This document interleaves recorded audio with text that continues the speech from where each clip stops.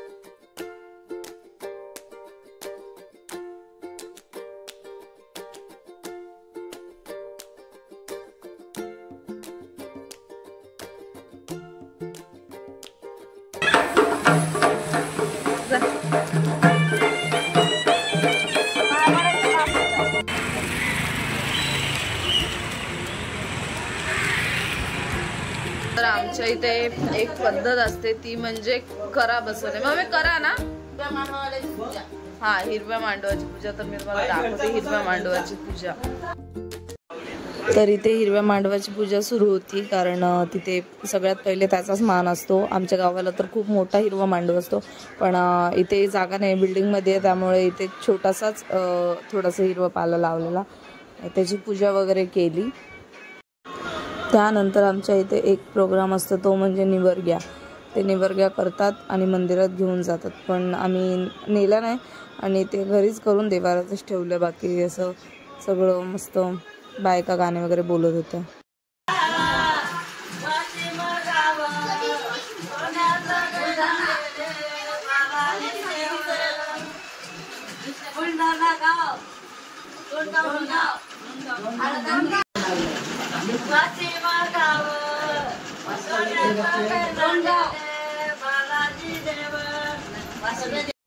त्यानंतर आम्ही दीदीला घरातच तिची मानाची पहिले छोटीशी हळद असते ती लावून घेतात, तर मग आम्ही ती लावून घेतली आणि मग मेनवाली जी असते ती बाहेर लावायची असते।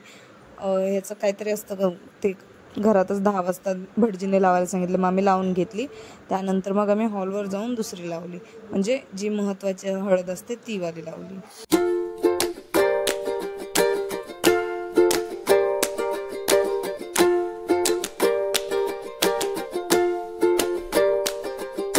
आणि ही दीदी आमची बघू शकता की ती गोड दिसते, एकदम क्यूट आहे।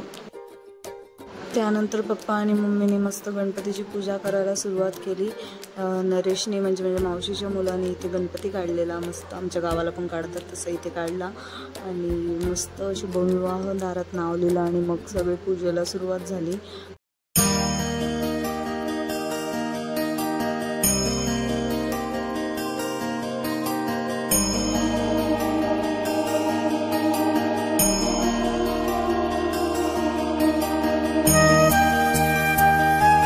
त्यानंतर कुंभाराकडून आम्ही जे मडके आणलेले आहेत त्याची पूजा करायची असते, म्हणजे कर्यांची पूजा करायची असते। तर ते सगळं करत होतो। एका मातीच्या भांड्यात ते करे हे करायचे असतात, पाणी त्याच्यात भरून ठेवायचं असतं आणि त्याला धागे वगैरे गुंडाळून असं काहीतरी खूप वेगवेगळ्या पारंपरिक पद्धती असतात प्रत्येकांच्याच इथे. तर आमच्याकडे जशी पद्धती आहेत तसं ते अर्ध मम्मी पप्पा आणि मावशी वगैरे त्यांना सगळं सांगत होते, म्हणजे सगळेच सांगत होते. तर असंच पूजा वगैरे चालू होतं आणि एकदम छान वाटत होतं.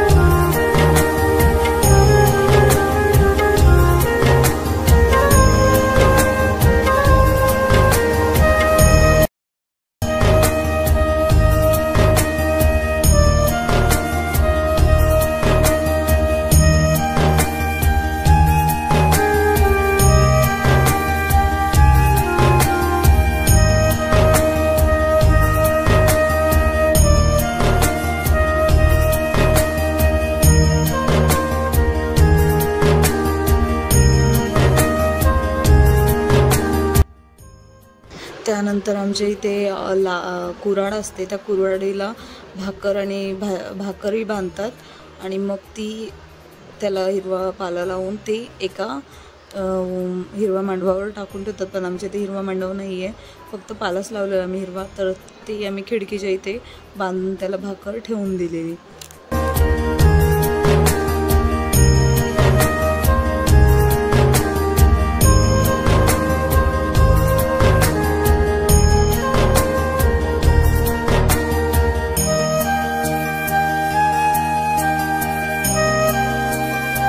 त्यानंतर इथे आम्ही मम्मी पप्पांना सगळी पूजा वगैरे झाल्यावर त्यांना आम्ही नाव घ्यायला सांगितलं. तर पप्पांनी छान नाव घेतलं आणि मम्मीने सुद्धा खूप मस्त नाव घेतलं.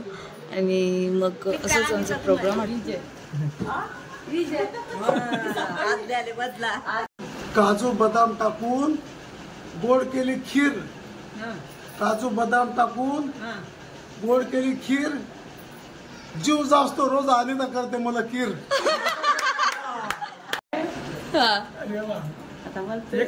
घे घे घे